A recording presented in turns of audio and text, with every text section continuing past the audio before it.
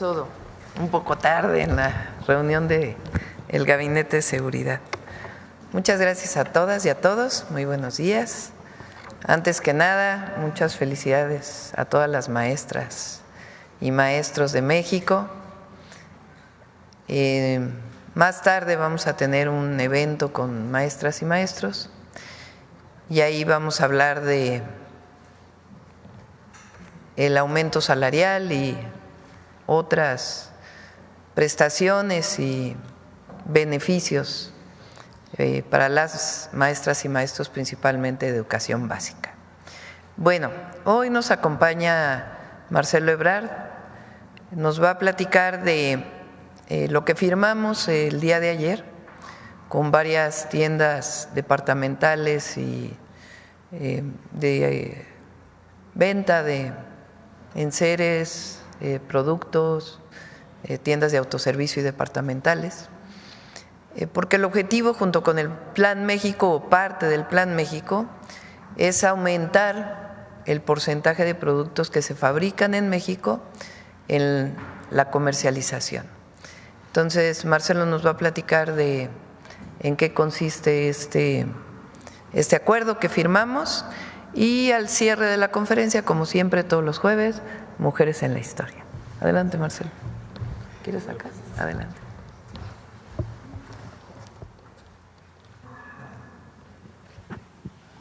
Muy buenos días, señora presidenta, amigas, amigos. Bueno, lo que vamos a presentar brevemente es, el día de ayer se firmó un acuerdo cuyo propósito, como lo dice la presidenta Sheinbaum, es aumentar en todo lo que compramos en México, tiendas de autoservicio, farmacias, plataformas como Amazon o Mercado Libre, plataformas digitales, en cadenas de conveniencia, incluso en pequeñas tiendas, aumentar el número de productos hechos en México. Que esto nos lleve a que también haya por consecuencia un aumento en la producción nacional y por lo tanto más empleos en México. Ese es el objetivo de todo este programa. La siguiente, por favor. Entonces, incrementar la disponibilidad de productos hechos en México, en todas las tiendas de autoservicio, departamentales, especializadas, minoristas, plataformas de comercio electrónico y otros puntos de venta. Participan, ahora les voy a decir cuántos grupos. Esto nos va a permitir fortalecer la economía del país priorizando lo que producimos y manufacturamos en México. Ese es el principal objetivo. El acuerdo va a estar vigente durante 3 años, después se renovaría en 28, y en total son 22 grupos empresariales que con mucho entusiasmo, debo decir, han firmado el acuerdo y nos han ayudado mucho a convocatoria de la presidenta Sheinbaum. Más empresas del sector que se puedan sumar en estos días, seguramente esto va a crecer. La que sigue, por favor. Ahora, ¿esto qué significa en porcentajes? O sea, ¿cómo lo voy a ver yo en los stands o en los puntos de venta? Bueno, primero, en las tiendas de autoservicio vamos a pasar en este periodo de 50% de productos hechos en México a 70%. Esto es importante, cómo llegamos a ese porcentaje, porque tuvimos que sentarnos con cada una de las empresas, ver qué venden, qué podemos sustituir de lo que importan y en qué tiempo se puede hacer. No se trata de hacer un anuncio, nos lo enfatizó mucho la doctora Sheinbaum, nada más hacer un anuncio en lo general, sino que es un compromiso de cada empresa que firma. ¿Y cómo determinamos ese porcentaje? Trabajando con cada empresa. Bien, entonces en autoservicio va a crecer en 20%. Quiere decir que de 10 productos que tú veas en un stand, 7 van a ser hechos en México. Tiendas departamentales, hoy en día más o menos lo que venden hecho en México es el 30%, va a pasar a 42%, porque sí tienen mucha importación. Entonces, esto va a cambiar, es un esfuerzo muy grande. Se ve 12%, pero es muchísimas actividades detrás para llegar a ese porcentaje. Minoristas también tienen más o menos el 50% por lo que vimos con ellos y va a pasar a 70% igual que las de autoservicio. Entonces aquí crece en 20%. Quiere decir que de cada 10 productos, 7 serán hechos en México. Farmacias, otra prioridad que nos marcó la doctora Sheinbaum, que es hacer crecer la industria farmacéutica mexicana, nuestra capacidad para producir en nuestro país lo que necesitamos para la salud de México, de toda la población.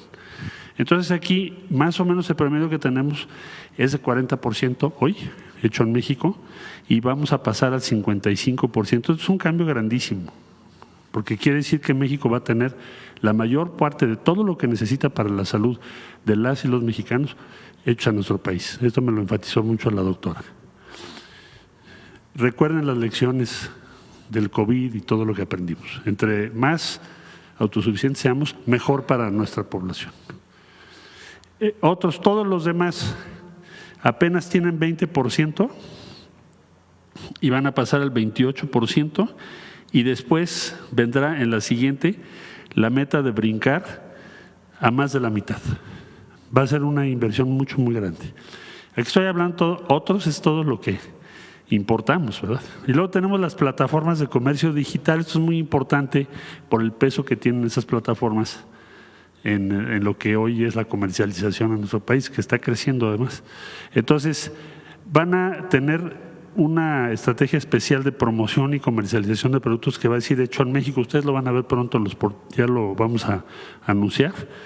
Y vamos a aumentar, la meta es aumentar también la disponibilidad y ubicación, visibilidad de los productos hechos en México, porque hoy no es fácil en esas plataformas que sepas quién hace qué.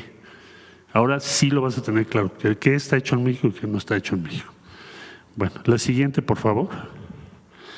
Y aquí hicimos una síntesis. Quiere decir que cuando vayamos al supermercado, a las tiendas, a las farmacias, va a ser más fácil ubicar qué es lo que está hecho en México. Vamos a ver más este sello. Que más industrias nacionales van a crecer. ¿Por qué? Porque pues las tiendas de autoservicio, las farmacias, los minoristas ahora requieren productos mexicanos. Ayer hicimos un encuentro en la Secretaría de Economía de toda la industria textil con los posibles compradores que exportan o venden en México, y se cerraron operaciones por $55 millones nada más ayer. Entonces, esto es lo que nos ha pedido la doctora Sheinbaum, que le pongamos mucho énfasis a que esto suceda. Entonces, vamos a ver más productos que dicen hecho en México en todo lo que compramos. Va a ser más fácil de identificar. ¿Esto lleva a qué? A más empleos. Cada vez que compras algo hecho en México, atrás hay una empresa pequeña o mediana o grande mexicana, pero sobre todo empleos. Y por lo tanto estás apoyando los empleos de México, los empleos nuestros. Piensen en eso cada vez que compran algo. Lo que dice hecho en México significa empleos, bienestar. Y también va a tener un impacto para más pequeñas y medianas empresas, porque como ahora las autoservicios departamentales, minoristas, farmacias, en fin, tienen que vender más productos hechos en México de común acuerdo, pues tienen que buscar proveedores. Entonces eso va a provocar que tengamos mucho más empresas medianas y pequeñas integradas a este programa, más empleos, pero también más justo. ¿Por qué pequeñas y medianas empresas? Porque muchos de los productos, si no es que la mayoría, solo los pueden producir pequeñas o medianas empresas en el corto plazo. Entonces es como abrirles una posibilidad de comercializar mucho mejor que la que tenían antes. Entonces, este programa entra en funcionamiento, tenemos 90 días de implementación, así está firmado, y el día de ayer nos hizo favor la presidenta de encabezar este evento, donde están 22 grupos participando, y esperamos o estimamos que en los próximos días tengamos adhesiones de otras pequeñas empresas en todo el país para que tengamos la mayor cobertura posible. Y esto es, presidenta. Gracias, Marcelo. Bueno, es Plan México, producir más en nuestro país, generar más empleos, y este acuerdo pues fue muy importante. Es un acuerdo voluntario, pero se le va a dar seguimiento. Como muchos otros, firmamos también hace 2 días la ampliación del PASIC, que es este acuerdo que se toma con empresas de producción agropecuaria y también con comercializadores para que los 24 productos de la canasta básica no suban de precio. Entonces se firmó nuevamente y es parte de este acuerdo que estamos construyendo y que fortalece nuestra economía. Bueno, vamos a las preguntas hoy. Adelante. Alma. Gracias, presidenta. Alma Muñoz, de La Jornada. Hoy se publica que el Servicio de Inmigración y Control de Aduanas de Estados Unidos difundió, la participación de agentes de su Oficina de Investigaciones de Seguridad Nacional en operaciones contra cárteles del narcotráfico en territorio mexicano. ¿Qué información le dieron en el gabinete? Es falsa, y esa fotografía que sale en primera plana de La Jornada no corresponde a ninguna operación en México. Ayer sí, pero no corresponde. Ayer hablamos con el fiscal. Les voy a poner, ayer estuve hablando un buen rato con el fiscal general de la República y hoy tocamos el tema en el gabinete. Hay agencias de Estados Unidos que permanentemente ponen denuncias en la Fiscalía General de la República de que bajo su inteligencia saben que hay laboratorios o saben que viene una carga de precursores ilegal, se pone denuncia y opera la Fiscalía General de la República bajo esa información con elementos de la Policía Ministerial, de la Agencia de Investigación Criminal o de alguna de las fiscalías. Desde hace muchos años, desde que estuvo el presidente Andrés Manuel López Obrador y a la fecha, no participan ni coordinando ni elementos de alguna agencia en algún operativo en nuestro territorio.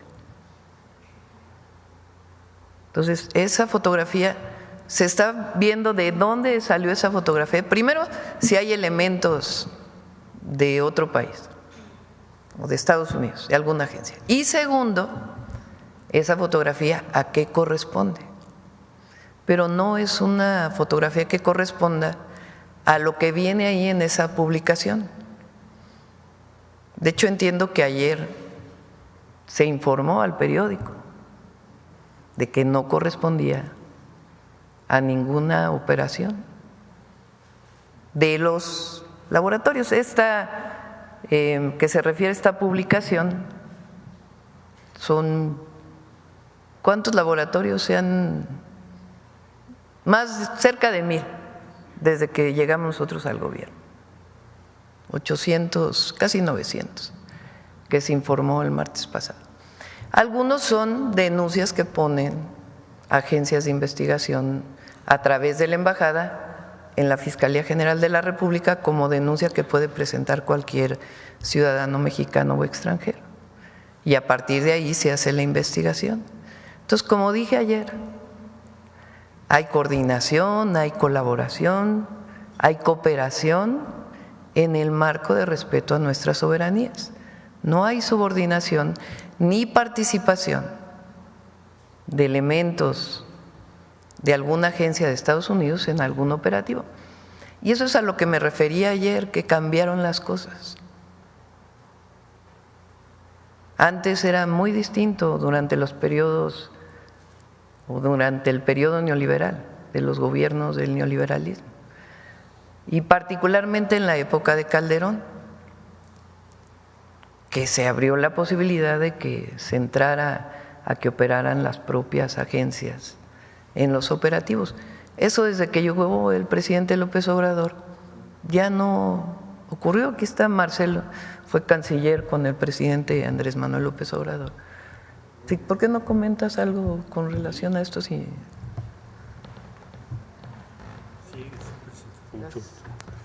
Sí, con todo gusto, muchas gracias. Bueno, yo diría que inclusive, si ustedes recuerdan, se hicieron una serie de reformas de ley a raíz de la detención de General Cienfuegos y se establecieron una serie de obligaciones y de restricciones legales y esas pues siguen vigentes, básicamente para evitar precisamente lo que se había dado, particularmente en el sexenio de Felipe Calderón, de que teníamos tanto en algunas dependencias mexicanas como en instalaciones mexicanas presencia de ellos en todo. Incluso se hicieron operativos en México. en su momento. Entonces, eso cambió radicalmente y eso provocó también muchas fricciones, debo decir, en ese tiempo con la Embajada de los Estados Unidos, con las agencias y demás que estaban en contra de esa legislación. Pero bueno, el estatus hoy es totalmente distinto a lo que era antes, para empezar por cuanto a obligaciones y restricciones legales que tienen establecidas. ¿Sería cuánto? Es decir, desde que llegó la Cuarta Transformación, la relación con Estados Unidos y sus agencias es distinta. Entonces, sí es importante, ojalá la jornada saque también en primera plana la respuesta de la Fiscalía o de la Secretaría de Seguridad o de la Defensa, porque no corresponde esa fotografía a algún operativo que se haya hecho en nuestro país que tenga que ver con alguna denuncia. ¿Ustedes están rastreando de dónde pudo provenir esta Sí, se puede buscar de dónde viene esta fotografía, pero incluso ahí se dice un vehículo de la Defensa.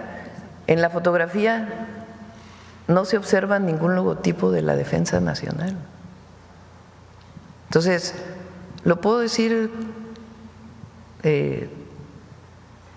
con la información de Fiscalía, de Defensa, de Secretaría, pero además porque así está la ley en nuestro país y porque así es la convicción de la presidenta, porque ese es nuestro mandato, de cuidar la soberanía y que la relación con Estados Unidos hay mucha coordinación, muchísima colaboración en información, en inteligencia, pero en México opera las agencias mexicanas y allá en Estados Unidos pues las agencias de Estados Unidos. Me decía ayer el fiscal que en particular esto que informó de la incautación de droga y el desmantelamiento de este laboratorio fue una denuncia que puso la Embajada de Estados Unidos y a partir de esa información se opera y se desmantela el laboratorio. Hay casos similares del otro lado. Por ejemplo, con información de la Fiscalía, en Estados Unidos se desmanteló un laboratorio en Arizona, de la Fiscalía General de la República, pero no hay participación de las agencias en los operativos. Presidenta, ¿qué atribuye? Porque esta difusión, de hecho ahorita lo estoy viendo en las redes de la Embajada de Estados Unidos en México. ¿A qué atribuye esto? Y sobre todo porque hoy llega el nuevo embajador. ¿Qué mensaje? Bueno, hoy llega el embajador, el lunes lo vamos a recibir con otros embajadores que hay que entregar sus cartas y vamos a platicar con el embajador. A Estados Unidos no le gusta, o a las agencias en particular, que no puedan entrar como entraban antes. O sea, ellos quisieran seguir operando como en el periodo del neoliberalismo, en el periodo de Calderón. Entonces, no nos olvidemos de aquel personaje de la delincuencia organizada que en una ejecución extrajudicial fue presentado en los periódicos nacionales y que la propia embajada dijo fue operación de la DEA. No, en este caso se colabora, coordinamos, pero no hay operación en donde participen agentes de Estados Unidos. ¿Y usted cómo calificaría entonces que la embajada haya mandado en redes esta información? Incluso están difundidas aquí en sus redes las fotografías. Pues es lo que les digo, no les gusta pues que la presidenta diga que se va a defender la soberanía. Pero con el presidente Trump hay muy buena relación y con el secretario de Comercio hay muy buena relación. Y con el secretario del Tesoro hay muy buena relación. Y hay mucha comunicación permanente con distintas instituciones del gobierno de Estados Unidos. Entonces habrá algunas personas que no, o sea, que quisieran participar como era antes, pero no, eso ya cambió y de ahí no nos vamos a mover. Primero porque la Ley de Seguridad Nacional, a ver, pon de una vez primero la Constitución y luego la Ley de Seguridad Nacional.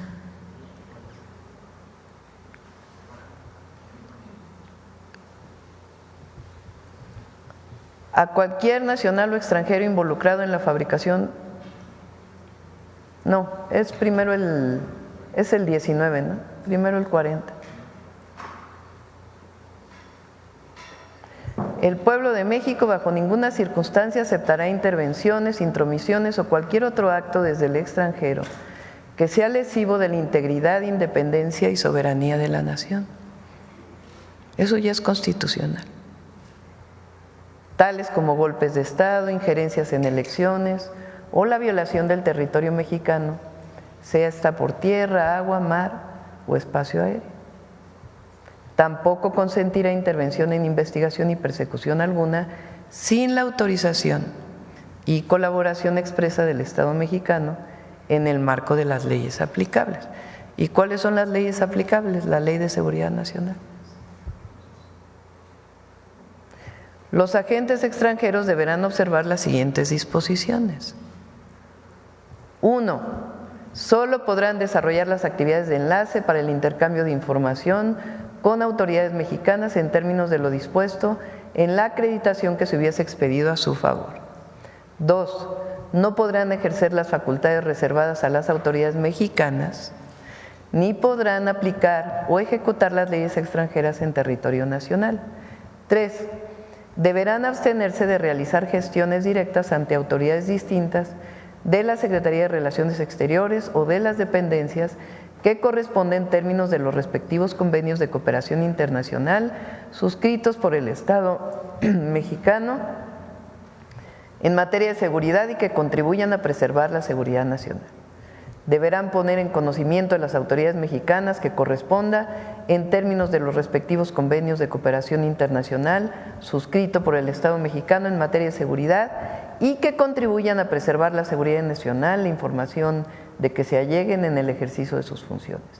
Deberán presentar ante las Secretarías de Relaciones Exteriores y de Seguridad y Protección Ciudadana un informe de carácter mensual en las materias relativas a los convenios de cooperación, adelante, bilateral suscritos por el Estado mexicano en materia de seguridad y que contribuyan a preservar la seguridad nacional. En dicho informe se deberán incluir las actividades y gestiones que desarrollen ante las diversas autoridades federales, de las entidades federativas y de los municipios.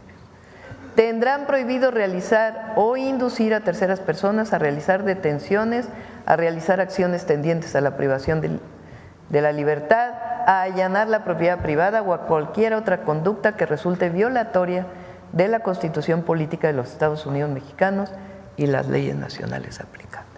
Entonces está muy clara la Constitución y la Ley de Seguridad Nacional. Entonces en ese marco hay coordinación, hay colaboración y hay cooperación en ese marco. ¿Le enviará un extrañamiento a la Embajada de Estados Unidos por esta difusión? No se trata de estar, pienso yo, ahí en un debate. Yo creo que lo importante es que el pueblo de México sepa que cambiaron las cosas en el país a partir de diciembre de 2018 y que nosotros, incluso fue propuesta nuestra el cambio constitucional, pues no vamos a permitir la violación a nuestra soberanía. Eso es todo. Entonces es una relación de respeto que hasta ahora se ha mantenido con el presidente Trump. Entonces, ¿qué caso tiene que el pueblo de México sepa, eso sí, y los medios, que esa fotografía no corresponde a lo que dice el texto? Entonces sí fue una denuncia de estas instituciones de Estados Unidos, pero toda la operación la realiza la Fiscalía General de la República y pide apoyo de la Defensa, de la Marina o de la Secretaría de Seguridad Ciudadana para hacer estas actividades. Y estas denuncias son permanentes, no es que haya ocurrido en una sola ocasión. La Embajada de Estados Unidos presenta denuncias a la Fiscalía General de la República a partir de las investigaciones y de la información que ellos tienen.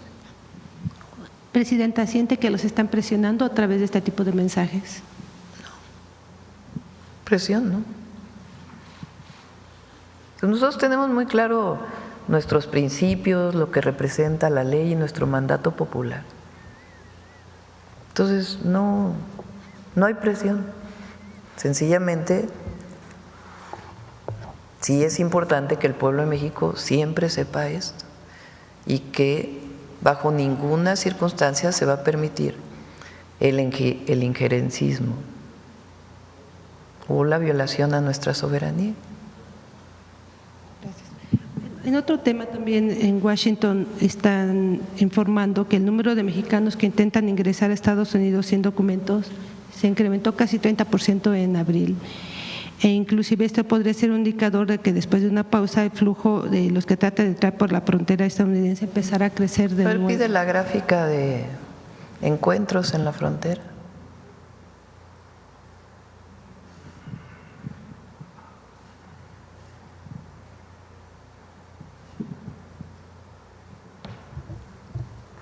No, la que viene de tiempo, que esa es del 2 de enero. La que presenta el secretario de Seguridad todos los días. Que se las mande para el día de hoy y ahora la presentamos. Son encuentros, en diciembre del 2023 llegaron a ser más de 13,000 encuentros en la frontera. Estamos de acuerdo con la propia Agencia de Aduanas de los Estados Unidos y de Migración, son alrededor de 400 diarios, de los cuales más o menos la mitad son mexicanos, 200, imagínense.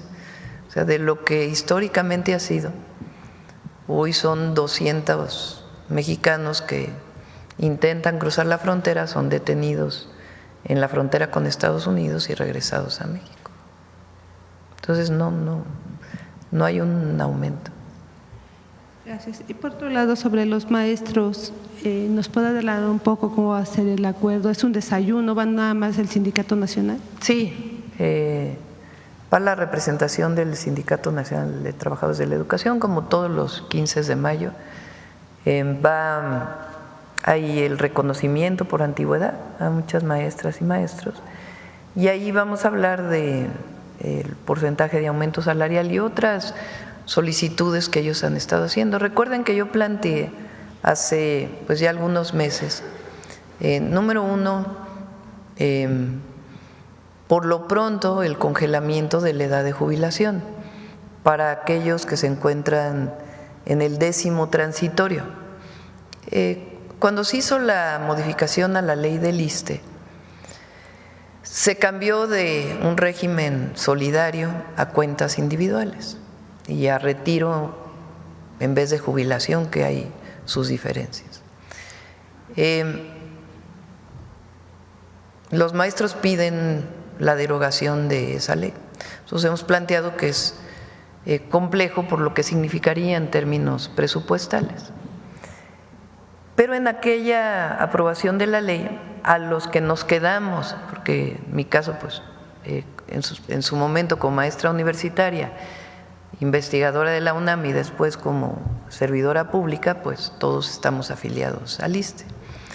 Entonces, en mi caso nos quedamos en el 10º transitorio, como muchos otros maestros, que quiere decir que se quedan en el régimen anterior. En ese régimen anterior lo que pusieron es un aumento cada vez de la edad de jubilación. Entonces lo que planteamos nosotros es por lo pronto congelar ese aumento de la edad de jubilación para que se puedan jubilar con lo que en la edad que se jubilaron o en los años de servicio del 2024 y seguir discutiendo para poder hacer una disminución, pero tenemos que hacer bien pues, los cálculos presupuestales para poder cumplir con esa demanda. Eso fue lo primero que planteamos. Lo segundo es el congelamiento, disminución, quitas de los créditos de Foviste, que es una demanda no solo de los maestros, pero principalmente de las y los maestros, porque los créditos de Foviste, al igual que del Infonavit, se hicieron de tal manera que aunque siguieras pagando, de todas maneras debías cada vez más. Entonces, se hace un congelamiento de eso.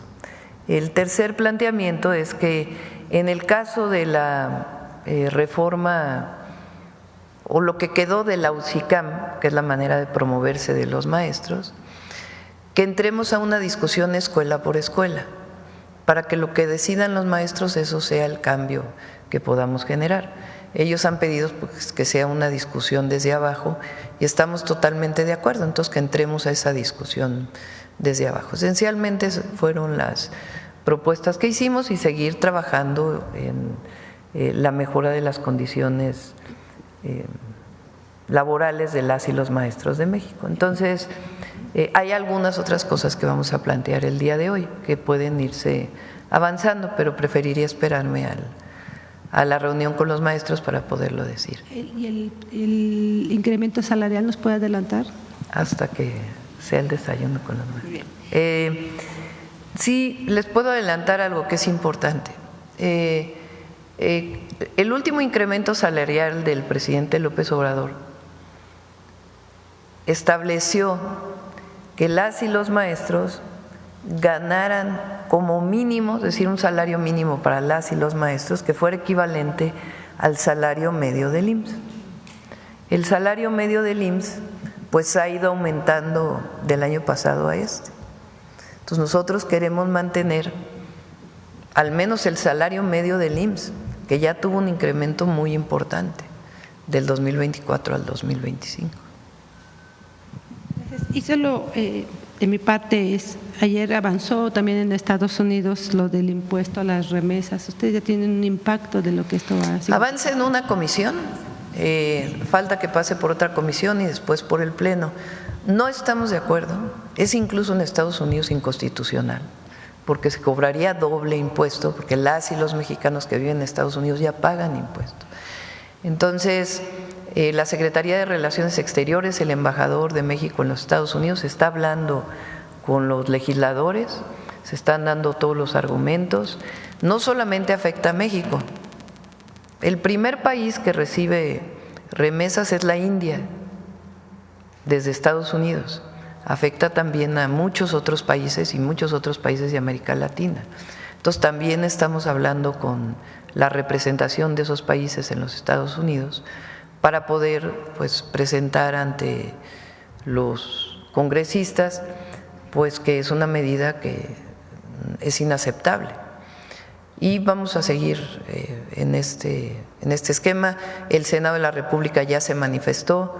Nosotros les planteamos pues que envíen una comisión del Senado también para hablar con los congresistas de Estados Unidos y varias acciones que vamos a tomar que mañana vamos a platicar un poco más de ello. Gracias.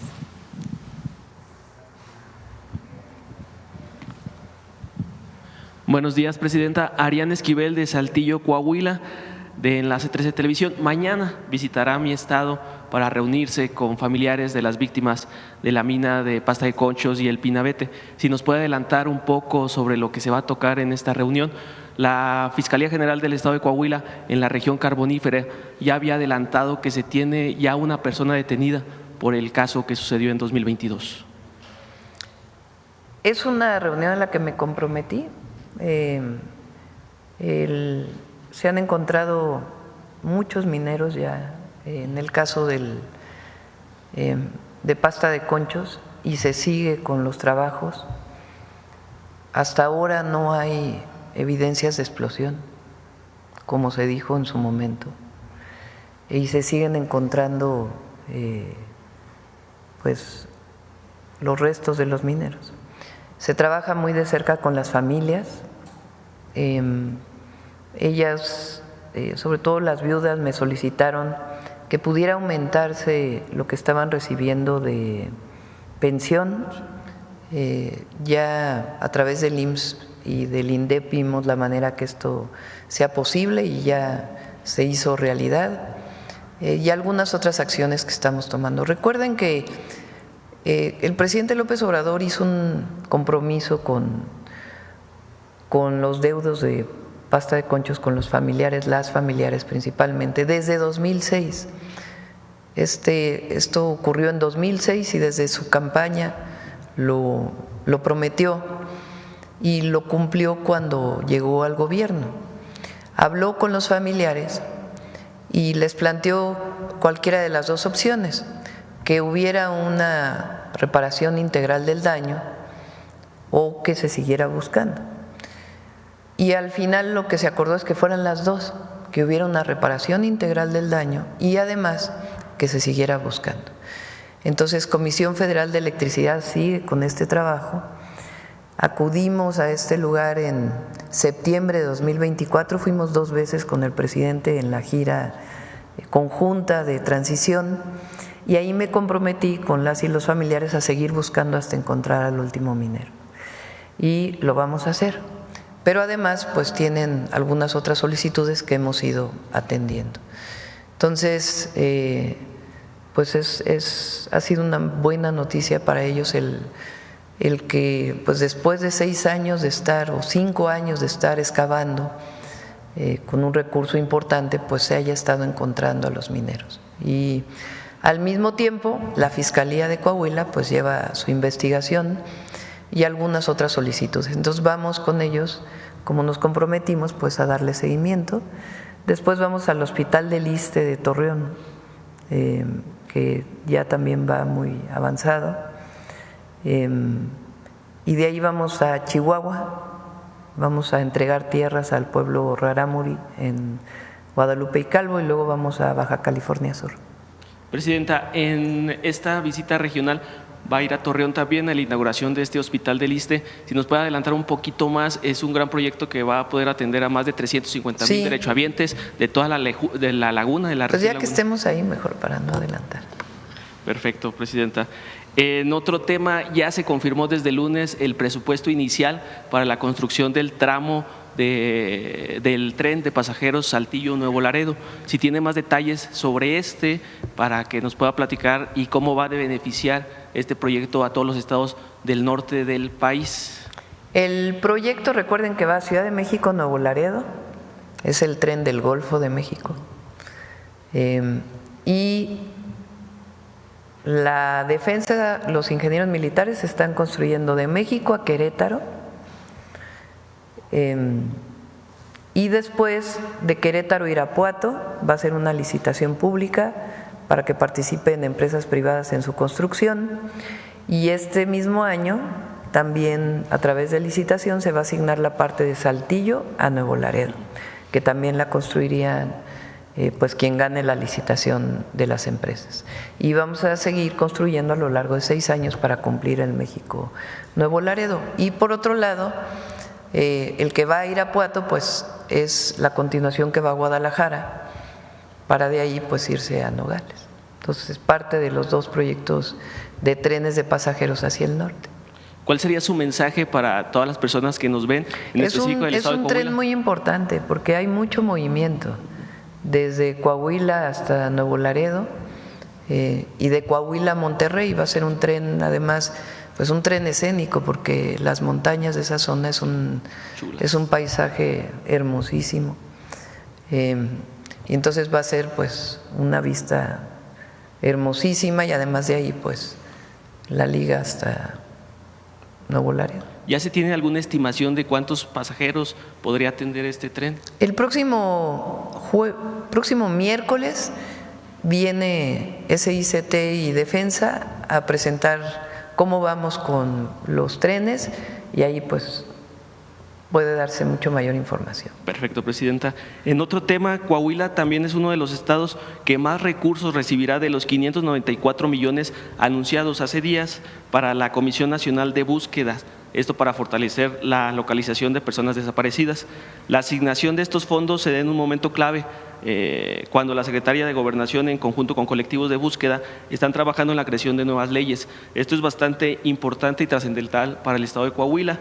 En pláticas que he tenido con madres buscadoras de mi estado, explican que alguna de las prioridades en este tema es la capacitación de ministerios públicos federales y locales, pues han denunciado que los agentes siguen iniciando las investigaciones bajo el delito de secuestro y no de desaparición, lo que afecta pues el proceso. ¿Cuál sería su llamado a estos colectivos, a las madres y a las instancias? Recuerden que presentamos dos iniciativas, a la Ley General de Población y a la Ley de Búsqueda.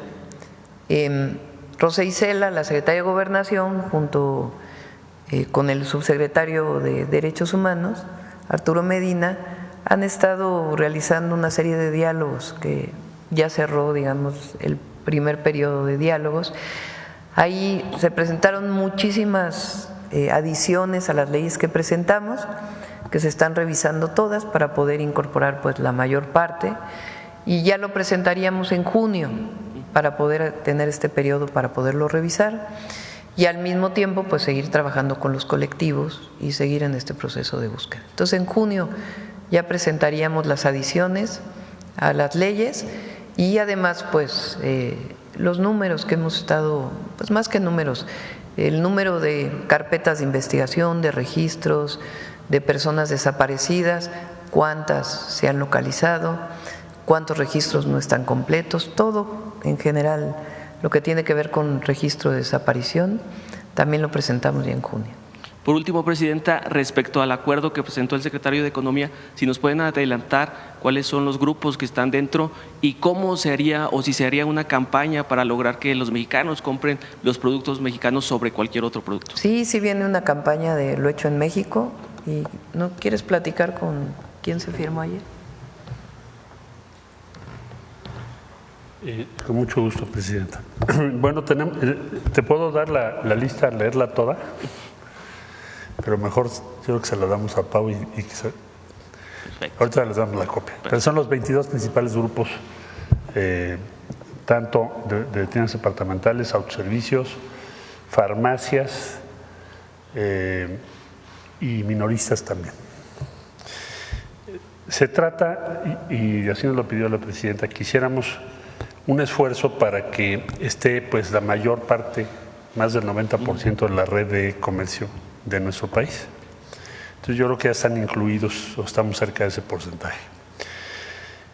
Ahora, respecto a la campaña que se va a hacer, ya se preparó una campaña, tiene dos vertientes, la nuestra, el Gobierno de la República, y la vertiente que van a tener las empresas. Las empresas ya hicieron un proyecto de campaña, se acordó que se va a lanzar a partir del 9 de junio para que fuese después del proceso electoral respecto al Poder Judicial y a otros estados que tienen también creo que elecciones. Total, el 9 de junio se va a iniciar, se va a presentar esa campaña y entonces ya iniciamos por un lado nosotros y por otro lado las empresas, van a participar muchas empresas. ¿Quién lidera esto? Pues el Consejo Coordinador Empresarial y muchas empresas de todo el país van a participar. Entonces sí habrá esa campaña. Y son en total 22 grupos con 28 empresas, porque hay grupos que tienen varias empresas. Por ahora son los que firmaron el día de ayer, que representan la mayoría del comercio de México. Gracias, Presidenta. A ver, ¿quién estaba desde ayer, verdad? Gracias, Presidenta. Yusbel Carolina, de Código Libre.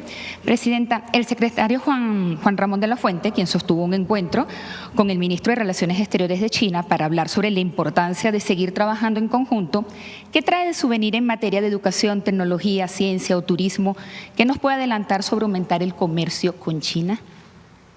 Hubo una reunión en China que estaba programada desde hace tiempo entre CELAC es esta organización de países de América Latina y el Caribe, y China, que es parte pues de las reuniones que tiene CELAC. Fueron varios presidentes, en nuestro caso fue el secretario de Relaciones Exteriores. Ahí salió un comunicado conjunto que tiene que ver con pues seguir manteniendo, como hace México con todo el mundo, relaciones comerciales. Hay mucha relación comercial con China. Es distinta a la de Estados Unidos, porque con Estados Unidos tenemos un tratado comercial de libre comercio. Con China no hay un tratado de libre comercio como con otros países del mundo. Entonces, en ese marco participó Juan Ramón en esta reunión y se reunió con el canciller de China y hablaron de pues muchas colaboraciones que puede haber en otros ámbitos que no tienen que ver con el comercio, también con el comercio, pero en otros ámbitos, como colaboración científica, tecnológica, turismo. Llega pocos ciudadanos de China en turismo a México comparado con lo que es lo que ha crecido el turismo de esta nacionalidad en otros países del mundo. Entre otras cosas tiene que ver con la visa que otorga México, que tarda mucho tiempo. Entonces se están viendo este tipo de acuerdos para que se aceleren, por ejemplo, en el consulado de allá, la posibilidad de las visas para turismo, en fin, varios temas que se están revisando con ellos. Gracias por eso, Presidenta. En otro tema, volviendo ayer usted ya comentaba sobre el caso de Ovidio Guzmán y sus familiares, pero le hago una pregunta. ¿Usted cree que sus familiares se entregaron porque corrían riesgo de ser asesinados por la Malliza? ¿No existe temor de que en su audiencia declaren en contra de políticos mexicanos? No es lo que crea yo. Es la información que tiene que dar el gobierno de Estados Unidos y particularmente el Departamento de Justicia a la Fiscalía General de la República. Ayer dije dos cosas. Una, que este personaje de la delincuencia organizada o esta persona de la delincuencia organizada fue detenido en México y extraditado a Estados Unidos. Eso significa pues que tiene que haber una coordinación permanente en todos los casos, pero en particular en este caso, por los acuerdos internacionales de extradición. Y segundo, también mencioné que cómo se explica, primero que si hay acuerdo, tienen que informar, y segundo, si hay acuerdo, ¿cómo es que determinan que esta organización es una organización de acuerdo con ellos terrorista y se establecen acuerdos? Eso fue lo que dije ayer. Entonces, primero tienen que informar y segundo, si hay acuerdo, pues que expliquen en este marco. ¿Alguna llamada o algo que usted ya le pida otra vez al gobierno de Estados Unidos? No, ¿sí? La Fiscalía pues tiene que solicitar toda la información porque es a través del Departamento de Justicia y de la Fiscalía General de la República. Eso no quiere decir, porque aquí hay órdenes de aprehensión contra esta persona, o sea, no quiere decir más que sencillamente tiene que cumplirse la colaboración en el caso de extradiciones, de información. Y también ellos tomaron la decisión de catalogarlos como organizaciones terroristas. Entonces, pues tienen que dar una explicación. Presidenta, ¿qué nos puede decir el excomisionado Francisco Garduño? Ya él se retiró, pero quedó pendiente una disculpa pública. Sabemos que para esto se tienen que llevar varios casos de los familiares de las víctimas y eso. Ya ha pasado tiempo, creo que ya pasaron la fecha de cuándo lo tenía que hacer. ¿Qué información hay de esto y de la disculpa pública? Lo revisamos con gusto. Reviso las fechas, cómo quedó a través de la Secretaría de Gobernación. Okay. Y por último, con lo que ha pasado en Veracruz, estos últimos asesinatos, ¿cree que esto está afectando el proceso electoral? ¿Cómo se está llevando todo en materia de seguridad, sobre todo en Veracruz? No, no está afectando el proceso y evidentemente lamentamos estas muertes y viene la gobernadora de Veracruz para ver cómo se apoya para reforzar la seguridad en Veracruz de aquí al día de las elecciones. Gracias.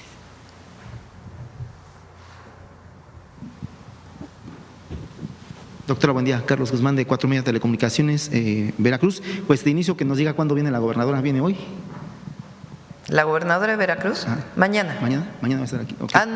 no es cierto, viene la próxima semana, perdón, la próxima semana. Mañana es viernes, ¿no? La próxima semana, perdón. Y bueno, comenzando con temas un poquito más agradables, pues el día de ayer la Fiscalía de Puebla da a conocer que finalmente se rescataron los instrumentos de este grupo musical de Ángeles Azules. Es preguntar si tiene más información al respecto. Sí, el comandante de la Guardia Nacional, el general Cortés, estableció contacto con personal de Los Ángeles Azules. Primero para ver cómo ocurrió el asalto y poder prevenir en esta zona en donde ocurrió el asalto que pueda haber otros asaltos, con la información que se da, y derivado de ello ya se está haciendo un operativo especial en esta zona. Y segundo, pues tener más información para poder coadyuvar en la investigación, junto con la Fiscalía de Puebla, ¿no? Y poco tiempo después se informó que habían dejado los instrumentos quienes habían cometido este ilícito, y sigue la investigación para ver, para que haya las detenciones pertinentes, ¿no? Pero en efecto aparecieron prácticamente todos los instrumentos musicales. ¿Quién se comunicó? ¿El gobernador Alejandro Armenta, con el que tiene buena relación, o con el fiscal? No, directamente la Guardia Nacional con las víctimas, con Los Ángeles Azules. Segunda pregunta. Aparte de la colaboración que se tiene entre gobierno, con el gobierno de Puebla y con la propia Fiscalía. Pero en particular, pues lo importante era si hay más información, y además saber cómo ocurrió, para que en esta zona, en la carretera, no vuelvan a ocurrir más casos como este. Consultarle en segunda instancia, doctora, el día de ayer se dio otro desmentido. Una supuesta narcolista que había de narcogobernadores, funcionarios. Hay que dar crédito a quien finalmente hizo el trabajo, la chamba. Fue Armando Guzmán, un corresponsal que ya tiene mucho tiempo allá en Washington, el cual le pregunta al Departamento de Estado justamente ese tema. No recuerdo exactamente la respuesta, pero como que de inicio le dijeron, ¿what? O sea, ¿de qué se trata? ¿De qué me hablas? Ya después, con Pepe Cárdenas en su programa, sale lo que es esta información, este desmentido. Es consultarle de inicio qué opina de que finalmente se ocupen cosas que ni siquiera se preguntan a la fuente original de información.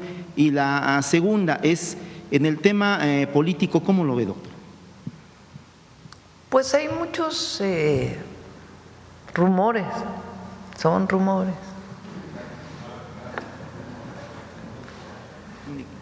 Únicamente son rumores. No hay, México no ha sido notificado de nada en particular que tenga que ver con esto de que supuestamente había unas listas. Ayer también veía de una persona ahí, que ni voy a decir su nombre, que aseveraba que no sé cuánta cosa, de no muy buena reputación, por cierto. Entonces, tiene que haber responsabilidad en la información, particularmente de los medios de comunicación y de quienes se dedican al periodismo, porque hay muchos de ustedes que están aquí que tienen sus propios canales de redes sociales, su propia forma de información, pero siempre se tiene que ser responsable en la información que se da, tiene que haber una fuente. Entonces, en este caso se pregunta al Departamento de Estado, en efecto, y se dice que no, pues que no hay nada.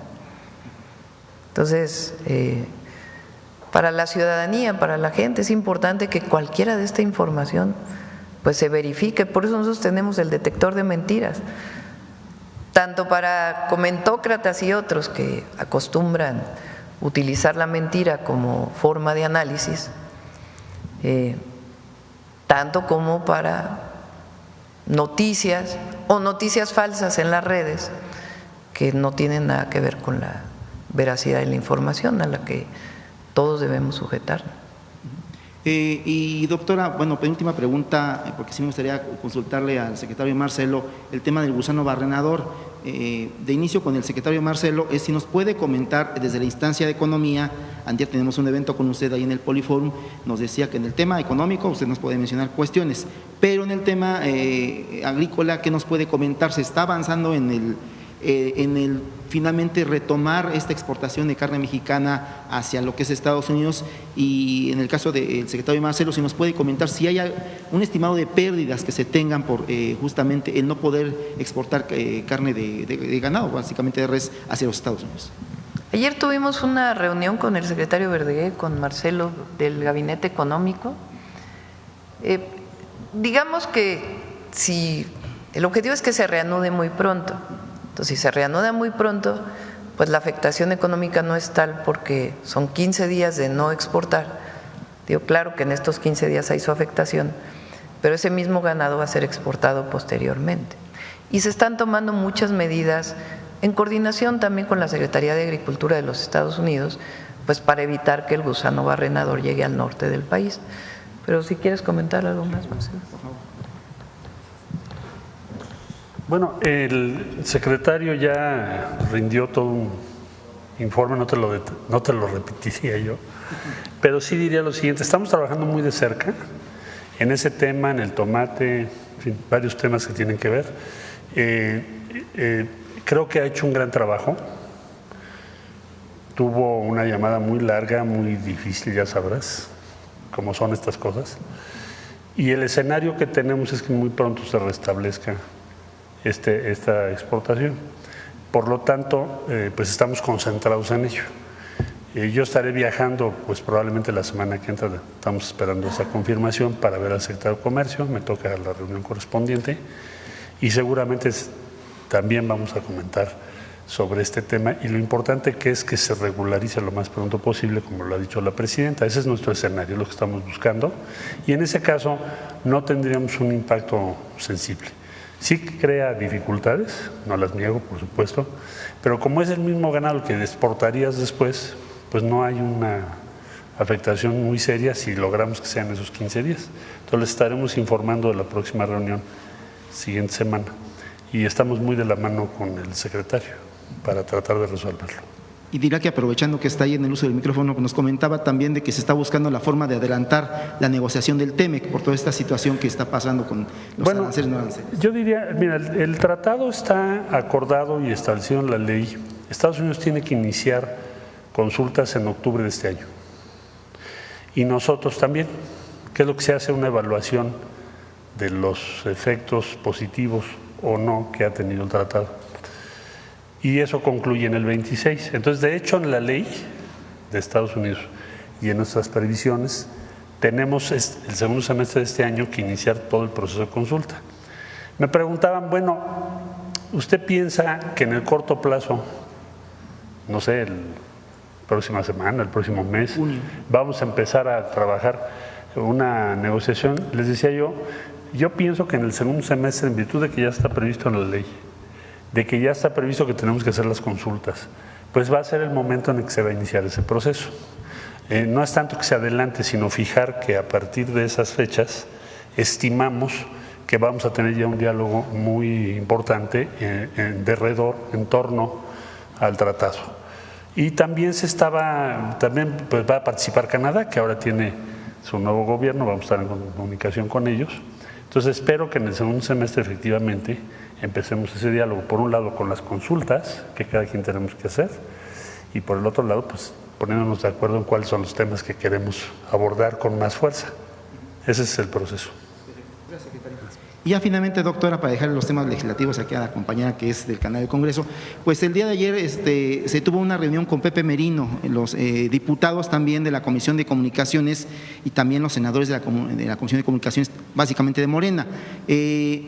Por ahí se nos comentó, dirán por ahí Radio Pasillo, de que se habló sobre el tema de eliminación, obviamente del artículo polémico, pero también de otros dos artículos. ¿Qué nos puede comentar si le comentó algo Pepe Merino después de la reunión que se tuvo el día de ayer ahí en el Senado? Gracias. Lo único que se modifica de lo que estaba previamente, que es parte pues, de los trabajos que se puede modificar, es que sea una comisión colegiada que sea la que determine el tema de las concesiones y no solo una dirección general de la agencia digital o de la agencia de transformación digital.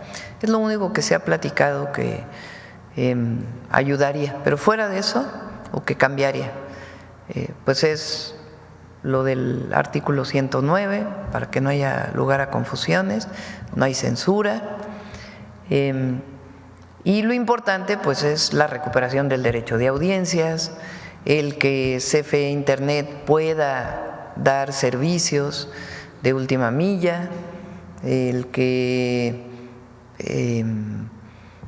se haga una división entre lo que sería competencia y lo que tendría que ver con la regulación de los medios de comunicación, de los satélites, de Internet, etcétera, etcétera. Entonces, lo que planteamos ayer de la ley es la esencia de la ley y no tengo conocimiento de que haya algún otro cambio. De todas maneras, el Senado de la República abrió estos foros, pero la esencia de la ley no se va a cambiar. A ver acá. Ya te dio Carlos aquí. Se roba mis preguntas, Presidenta. Ay, grosero.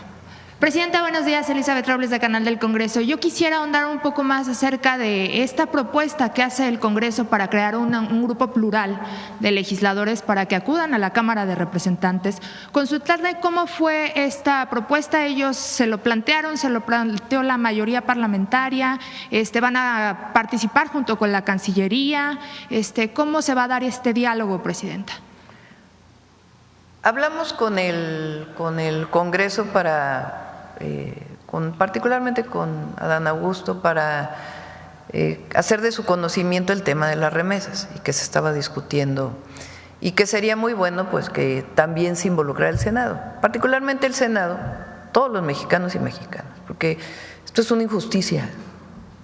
Aparte de ser inconstitucional, ¿cómo es posible que se le quiera cobrar a las mexicanas y mexicanos que envían sus remesas, en particular en lo que tiene que ver con México, un impuesto cuando ellos ya pagan impuestos? Pero además es el impuesto a los que menos tienen. Pues que cobren impuestos a los de arriba, no a los de abajo. Entonces, le hicimos de conocimiento al Senado que se estaba discutiendo y fue iniciativa de ellos que pudieran hacer un comunicado y le preguntaron a todos los partidos políticos si estaban de acuerdo. Y qué bueno que en este caso pues todos los partidos políticos estuvieron de acuerdo y dijeran, a ver, pues en este caso no hay diferencias y vamos a defender a nuestros paisanos allá y a todas las familias mexicanas que reciben apoyo de sus familiares que viven en Estados Unidos.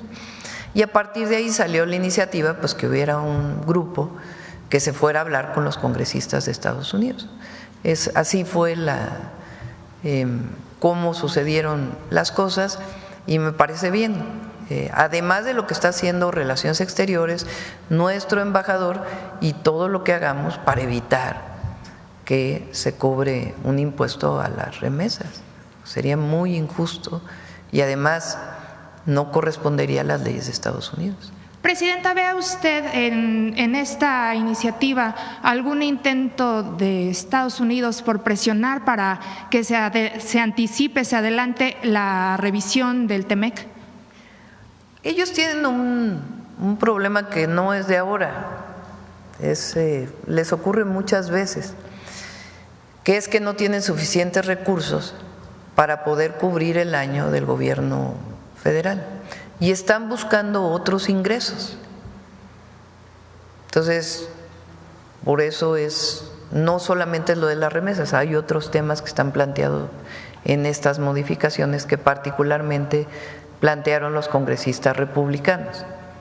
Entonces, pues digamos que están en su derecho de buscar otras formas de ingresos para el gobierno, pero no cobrándole impuestos a quien ya pagó impuestos y además pues a trabajadores mexicanos, familiares, que envían a sus familiares apoyo y que además pues no son los trabajadores y trabajadoras pues de menos recursos.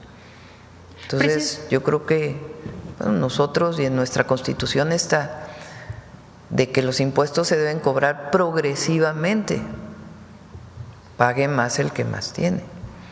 Pero por eso pues trabajo que está haciendo Relaciones Exteriores, nuestra embajada, muchas organizaciones de paisanos y paisanas allá que también están haciendo lo propio, y ahora pues el Senado de la República, que tiene que ver con los temas de relaciones exteriores, con la política exterior, que decidió hacer este comunicado y además pues enviar a una comisión. Finalmente, Presidenta, adicional a colaboración que hace el Senado de la República en materia de diplomacia parlamentaria, ¿el gobierno estaría evaluando hacer alguna reforma o alguna modificación para contrarrestar estas medidas de impuestos? Porque en su momento… nuestro objetivo es que esa ley o esa modificación, que no pasen los impuestos a las remesas. ¿Y si sucediera? No, esperemos que no suceda. Entonces, si es necesario, nos vamos a movilizar. O sea, nosotros vamos a proteger a las familias mexicanas y a las familias de mexicanos allá, porque es muy injusto. Entonces, ahora pues es la plática, el trabajo, etcétera, que se está haciendo de manera diplomática. Y muchas organizaciones allá, y repito, no solo es México, tampoco están de acuerdo muchos otros países del mundo, que también reciben sus familiares remesas por parte de familiares. Entonces, nuestro objetivo es que eso no pase y dar todos los argumentos. Y el argumento principal es que no se puede cobrar un impuesto doble. A quien ya pagó impuesto, pues no se le debe volver a cobrar ese impuesto. Entonces, no, vamos a hacer todo lo necesario y hablar con el Departamento del Tesoro, también el secretario de Hacienda ya está buscando esta llamada. Y como es una iniciativa de los congresistas, pues hablar con los congresistas y hacerles ver que es una medida muy injusta. Gracias, Presidenta. Buenos días, Presidenta. Manuel Galetzi Ramírez, de Cinine y El Político en las Redes. Hoy, aprovechando la fecha, 15 de mayo, con el plantón de la CENTE, quisiera preguntarle si también se están considerando los diálogos respecto a las dudas que había en algunos docentes de la nueva escuela mexicana.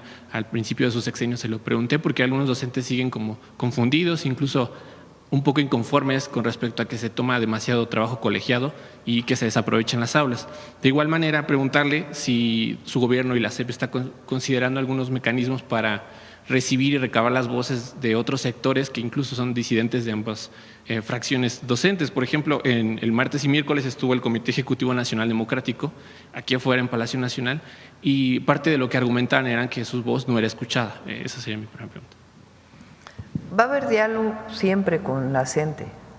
Bueno, yo me he reunido con ellos, había una reunión previa a la que ellos ya no quisieron asistir, creo que era el 8 de mayo, pero va a haber diálogo permanente y nos vamos a hacer lo que esté en nuestras manos para apoyar a las maestras y a los maestros de México y a la educación pública. Siempre lo hemos defendido. Hay demandas que se solicitan, pues que el presupuesto no da para poderlas cumplir, pero en la medida de lo que podamos y hasta donde podamos, vamos a ayudar a las y los maestros de México. Y también en la revisión de el UCICAM, que es la manera de promoción y movilidad del magisterio, yo me comprometí en mis 100 puntos que iba a desaparecer el UCICAM. ¿Qué lo sustituye o cómo se...? Eso es nuestro planteamiento es, vámonos a que opinen los maestros y las maestras de base de todo el país, no foros controlados, no. Vamos abajo, a que nos digan cómo se debe modificar eso. Y lo que decidan los maestros, eso va a ser. Porque nosotros sí creemos, queremos y admiramos a las y los maestros de México, que son de lo mejor que tiene nuestro país. Durante todo el periodo neoliberal se dedicaron a calumniarlos. Supuestamente la educación pública era pésima, supuestamente, porque ese fue el cuento que hicieron. ¿Y quién era el culpable de esa mala educación? Bueno, hicieron una película financiada por Claudio X González. Ellos promovieron la represión a los maestros, Claudio X González y compañía, y ellos fueron los que construyeron este discurso de que las y los maestros de México eran lo peor que había en México y que había que estarlos examinando permanentemente y revisando y no, nosotros no estamos de acuerdo con ello. Claro que las maestras y los maestros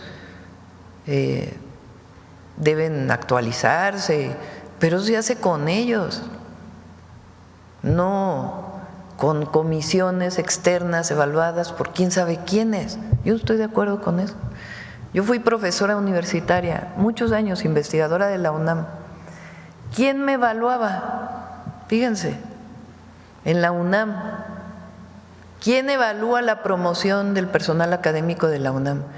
Una comisión elegida por los propios académicos, colegiada. Las comisiones dictaminadoras tienen una persona en la UNAM, del director, puesta por el director, otra por colegio académico y otros electos por los propios profesores. Y esas comisiones dictaminadoras determinan, de acuerdo a tu currículum, si puedes pasar de titular A a titular B, a titular C. Y aquí se construyó un esquema en donde son comisiones externas que evalúan a los maestros. Entonces, todo eso los maestros tienen muchas quejas sobre ello y tienen razón. Ahora, no me parece que sea la presidenta quien deba plantear, este es el esquema que ahora deben de seguir. No, tiene que venir de las y los maestros. Por eso el planteamiento de que sea a través de foros en las escuelas, todas las escuelas de México. Y en el tema laboral, pues vamos a cumplir hasta donde podamos. Hay algunas cosas que vamos a anunciar al ratito, que a mí me dijeron durante todo el periodo de campaña que tienen que ver con la UCICAM. Movilidad de los maestros, muchas otras cosas, que se pueden ir avanzando en lo que hacemos, todo lo de los foros. Pero cambió también, así como cambió la relación en muchos temas con Estados Unidos, como cambió el modelo económico, de igual manera cambió la relación del gobierno con los maestros y las maestras de México. Y en la medida de lo que podamos, vamos a ayudar a los maestros y las maestras siempre. Es de lo mejor que tiene nuestro país.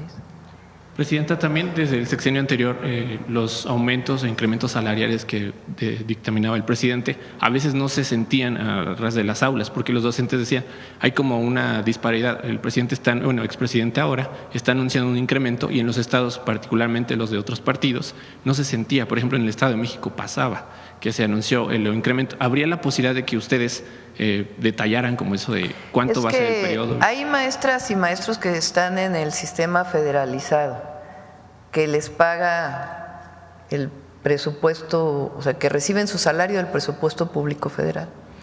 Y hay maestras y maestros que están contratados a nivel estatal y les debe pagar o les pagan los estados. Entonces, cuando se anuncia el aumento salarial, pues corresponde a los maestros que están en el sistema federal, que les paga el presupuesto público federal, y los estados pues deben de equiparar esos aumentos salariales con los maestros que son pagados por los gobiernos estatales. Y siempre el gobierno federal ayuda a la nómina educativa de los estados. Hay una partida que se llama la U080 que los estados reciben por parte del gobierno de México, del presupuesto federal. Entonces, puede ser que el caso que te refieres, pues son maestras y maestros que corresponden a aquellos que les paga el Estado. Entonces, nosotros estamos buscando, fíjense, el salario del maestro durante el periodo 2019-2024 pasó de creo que 9,000 pesos a 17,000 pesos. O sea, hubo un aumento significativo. Y lo que planteó en su momento el presidente López Obrador es que el salario mínimo del maestro y la maestra no fuera menor al salario medio del IMSS. El salario medio del IMSS ha ido aumentando. Entonces, nuestro objetivo es seguir cumpliendo con eso y que sea el aumento incluso por encima de la inflación. Presidenta, en otro tema, en la reunión que sostendrá el lunes con el embajador de Estados Unidos, le pedirá que facilite información respecto a la captura del Mayo Zambada y en concreto de cómo recibieron a estos 16 familiares de Ovidio Guzmán. ¿Habrá una Pues es una primera reunión, no será una reunión muy larga, una reunión breve, y pues de plática de la coordinación, colaboración, relación que nosotros consideramos que debe haber entre socios comerciales, vecinos, países amigos. Entonces, vamos a iniciar y habrá otras oportunidades para que el propio canciller Juan Ramón de la Fuente pues pueda seguirse reuniendo con el embajador. Pero esta información seguiría pendiente, ¿no, Presidenta? Ya que al inicio… Esa es una información que tiene que solicitarla y ya la ha solicitado varias veces la Fiscalía General de la República. Dado que representa un impacto en la seguridad mexicana, como usted lo mencionaba alguna vez en un encuentro con el expresidente Joe Biden, que le pidió por favor que aclarara esta información, por eso le preguntaba. Sí, y va a seguir siendo nuestra solicitud.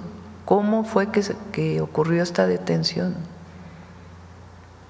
Es muy importante porque obviamente esta persona tiene órdenes de aprehensión en México y no es un asunto de si es culpable de los delitos que se le acusa. Nosotros también hacemos nuestro trabajo para construir la paz y detener a los generadores de violencia. Es un asunto de cómo se da la relación entre dos países, dos naciones, dos vecinos, y cómo debe compartirse información siempre. Porque hay muchos casos, repito, como dije ayer, está el caso Rápido y Furioso, que nunca terminó por haber detenciones. Cuando salió lo de Wikileaks fue que hubo más información sobre ese caso. Está el caso del general Cienfuegos, en donde no había ninguna prueba para una detención. O sea, hay muchos casos. Entonces, lo que nosotros establecemos como una relación de respeto, pues es que haya información permanente y la colaboración que tiene que haber en la Fiscalía General de la República y el Departamento de Justicia de los Estados Unidos. Y otras cosas, como el comercio, que ahí hay muy buena relación y se ha establecido una muy buena relación, o como agricultura, que puede haber momentos en donde no se está de acuerdo, pero hay mucha comunicación, como fue el caso del agua, en donde se estableció una mesa de trabajo y se llegaron a una serie de acuerdos, o como han sido las llamadas que he tenido con el presidente Trump, en donde llegamos a acuerdos. Entonces es una relación de respeto, colaboración y coordinación. Presidenta, en otro tema, ayer el Tribunal Electoral determinó que el INE pueda revisar la idoneidad de ciertos candidatos al Poder Judicial, pero esto no sé si sea suficiente porque todavía hay casos como el de Jorge Olvera García, el rector de la UEM del Estado de México, que estuvo implicado incluso en la estafa maestra, como sabemos un desvío de 7,000 millones de pesos, y quisiera preguntarle si esta determinación que tuvo el Tribunal Electoral sería suficiente para poder pues separar a candidatos o postulaciones que pueden ser muy polémicas. ¿Usted considera que sería suficiente? ¿Para qué? ¿Postulaciones para? Para el Poder Judicial. Bueno, respondió el INE, sí, lo leí hoy, me iba a comunicar Rosa Isela, que se pueden revisar después de la elección. Ese es el planteamiento que ellos hacen, si es que llegara a ganar una persona que no cumple con los requisitos. Hasta donde entiendo, ese es el comunicado que hizo el INE, vamos a ver el tribunal. Pero lo importante es participar el 1 de junio en la elección al Poder Judicial y esta gran posibilidad que hoy tenemos en nuestro país de no solamente elegir al Poder Ejecutivo y el Legislativo, sino por Constitución, que entre todas y todos decidamos quiénes queremos que nos representen en el Poder Judicial. Y ya para finalizar, Presidenta, preguntarle sobre alguna información respecto a la investigación de la influencer que desgraciadamente fue… Hay una investigación, se está trabajando para poder encontrar pues primero a los responsables y el móvil de por qué fue esta situación. Y es muy, pues obviamente nuestra solidaridad con su familia, con esta lamentable situación, pero está trabajando el Gabinete de Seguridad en coordinación con la Fiscalía.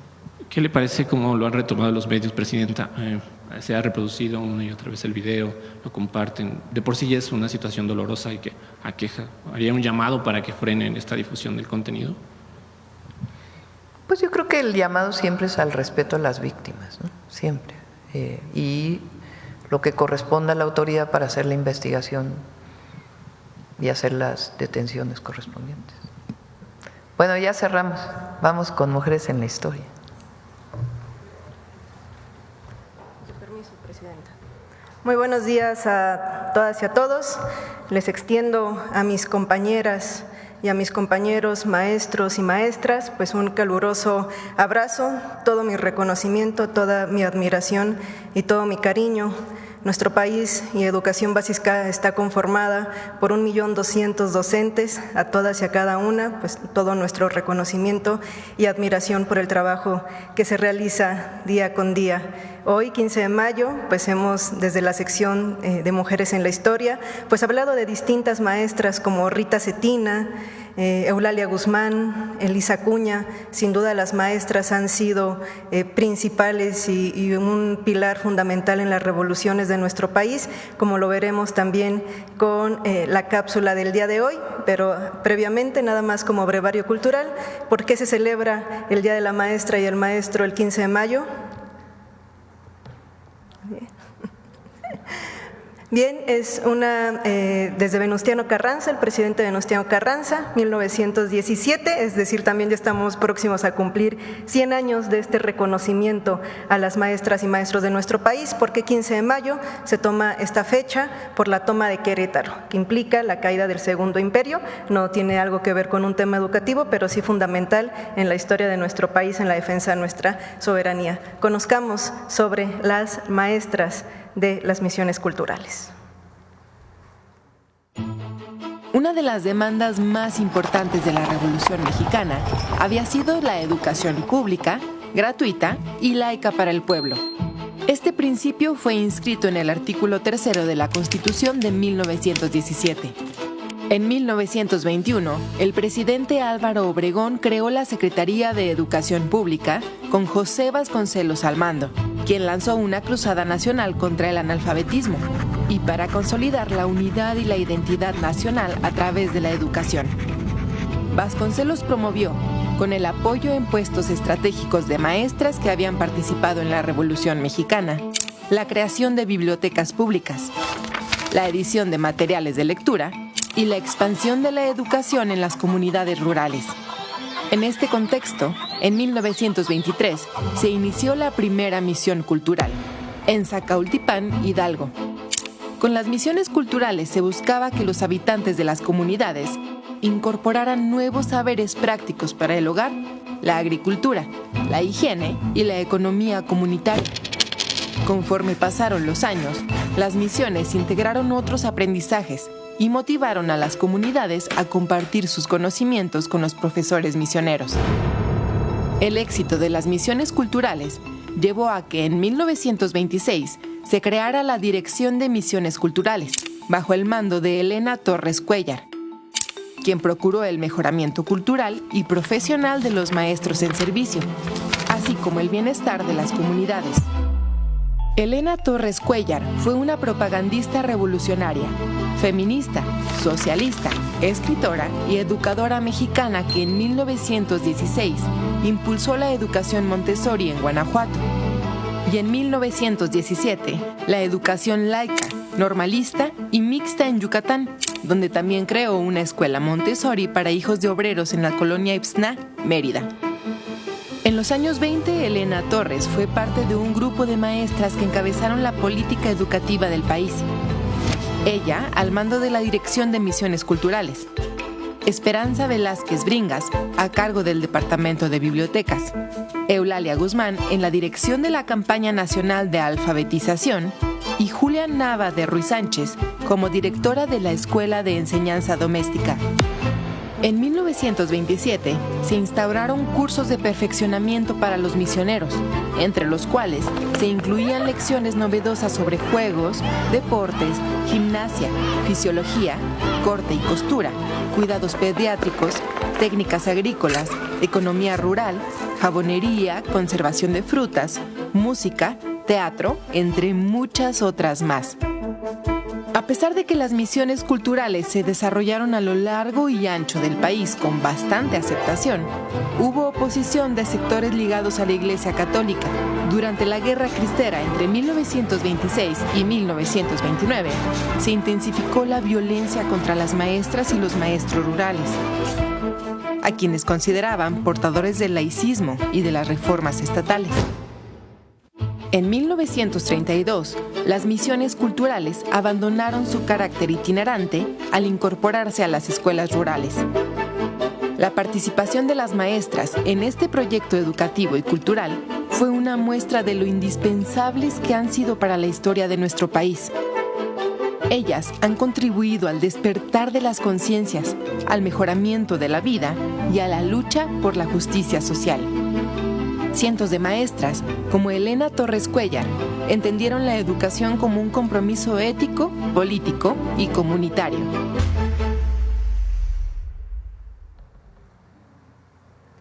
Actualmente el 70% de docentes que se encuentran en educación básica son maestras, entonces mayoritariamente maestras, también un abrazo y todo mi reconocimiento, y sepan que a pesar de que las misiones culturales fueron creadas en 1923, es un proyecto educativo que todavía existe, es un proyecto educativo centenario, así es que a las más de 3,000 maestras y maestros que hoy día atienden misiones culturales en nuestro país, también toda nuestra admiración y reconocimiento. Muchas gracias.